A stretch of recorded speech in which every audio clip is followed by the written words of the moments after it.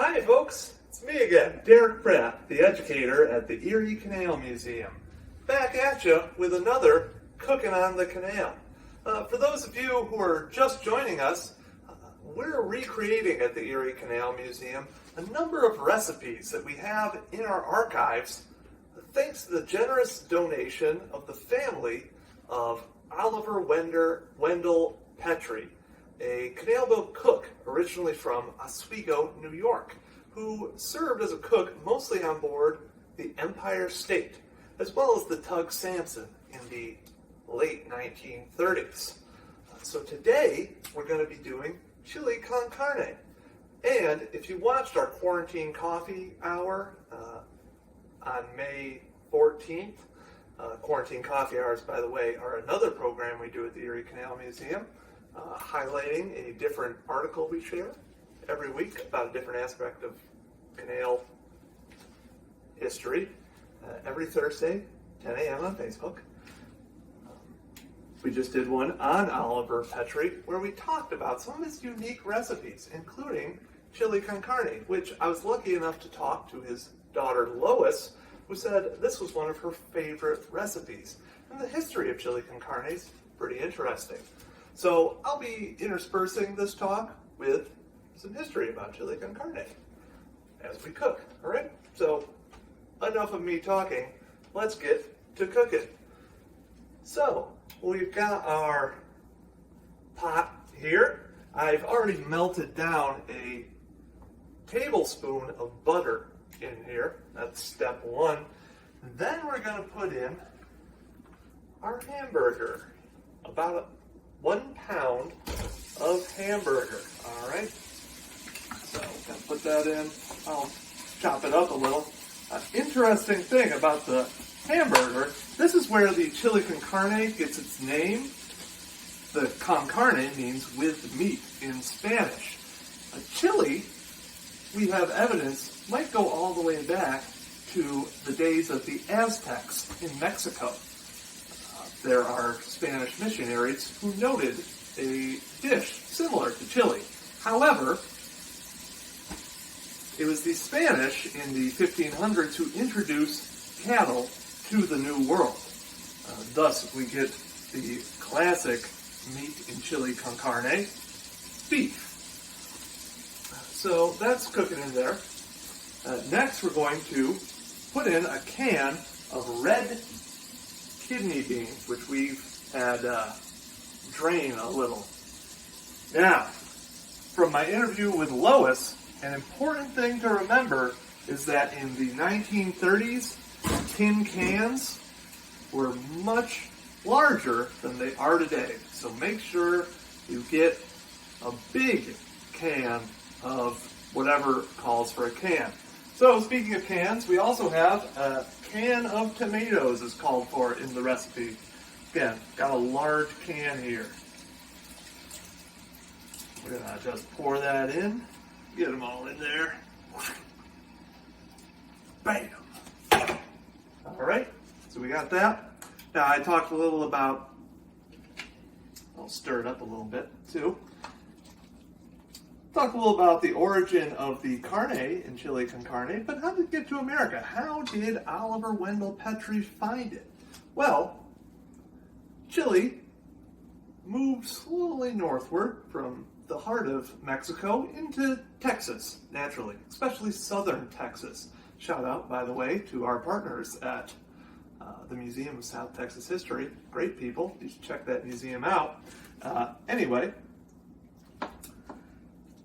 chili con carne immigrates to South Texas, especially San Antonio, where it's immensely popular. And then comes the 1893 Columbian Exposition, which is the next part in our story. But first, we're going to add in a green pepper here. They had pretty small green peppers at Wegmans today, so we've actually got 2 green peppers in here. So, the 1893 Columbian Exposition happens in Chicago, celebrating the 400th anniversary of Columbus's voyage. And this is a really important event just in general in American history. Tons of important things happen, like Frederick Jackson Turner introduces the frontier theory, the Ferris wheel is introduced. In food history, Quaker oats, cream of wheat, they're both introduced, juicy fruit gum. Milton Hershey even sees the process of making chocolate, so there's that. But in the story of chili con carne, the Columbian Exposition is where chili con carne hits the rest of America. Okay? The Texas booth at this fair, they have representatives from San Antonio who have a chili stand. And everybody at the fair loves chili. It sweeps the nation, especially radiating out of Chicago. It hits the Midwest. Now we're going to add in 2 chopped up onions plus a diced clove of garlic. Toss that in.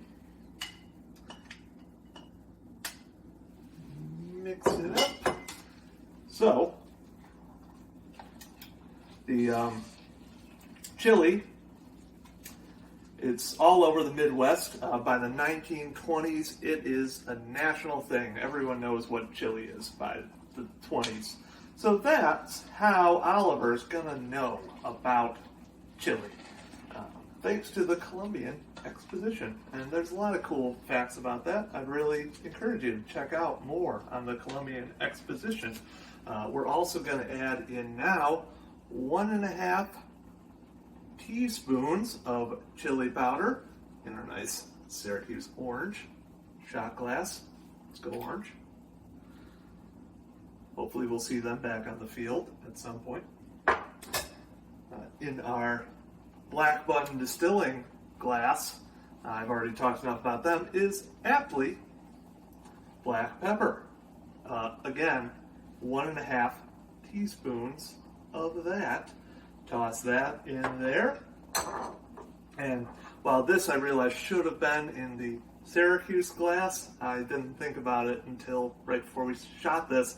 We have 1.5 teaspoons of salt in this Letchworth State Park glass. All of our state parks in upstate New York, at least, are open, so I encourage you to check out your state parks. I was just at a great one. Well, I don't think it was a state park, but still, check out your parks in Montezuma, checking out their Canal Aqueduct earlier today. So highly encourage that, but remember, stay safe as well. Take the Parks Pledge that Parks and Trails New York took. We're going to let this simmer for 45 minutes, stirring it up, and we'll be back in 45 minutes. So hopefully this turns out well, and I'll see you soon. All right, and we're back. Our chili's been cooking for about a half hour now, and it's looking pretty good.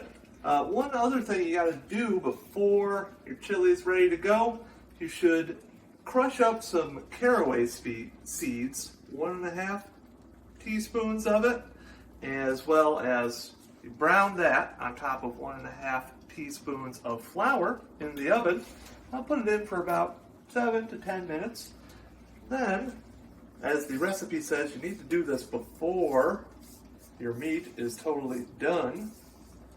So you're going to pour that right there into the chili. And now you're pretty much, your chili is good to go. You got to leave it on for another 15 minutes about here, but really, I've given it a little taste already. It's tasting great. That's all you need to do for your chili con carne. Hope you enjoyed this video from the Erie Canal Museum's Cooking on the Canal series. And if you have enjoyed it, I really encourage you to donate to the museum or become a member. We really need it now more than ever during this coronavirus crisis. It will really help the museum continue to do awesome programs like this. So please, if you can, become a member, and I hope you enjoyed. And if you do end up making this chili or any of the other recipes that we talk about on Cooking on the Canals, please send in the results to our Facebook or Instagram pages. We'd love to see them. All right, that's all for me, folks. Have a good day. Stay safe out there, and enjoy your canal cooking. See you later.